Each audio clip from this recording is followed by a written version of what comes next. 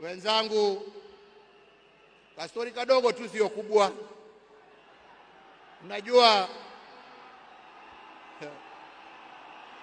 Unajua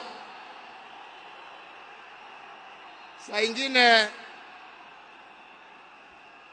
baada ya kazi tukiwa tulia kidogo hapo nini, tunapewa kitu kidogo hapo.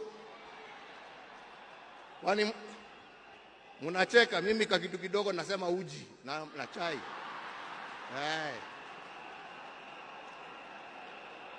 Lakini wakati tulikuwa tunapiga gumzo, saa ingine tulikuwa tunajiuliza, unajua jamani, wale wazee ambao wameenda, wakina Jaramogi, wakina Jomo, wakina Nkrumah, wakina Mwalimu Nyerere, jameni, unafikirianga wakiketi wanaongeanga mambo gani? Mimi nilikuwa nasema unajua, wanaongea siasa kama sisi, wanatuangalia tu na mambo hii yetu ya upuzi hapo, wanatuchekelea.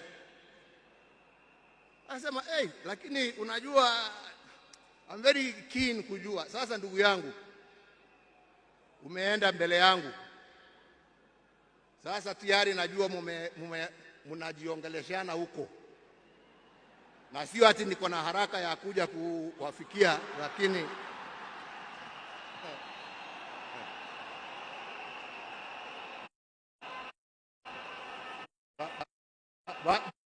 bado tunataka tutulie kidogo.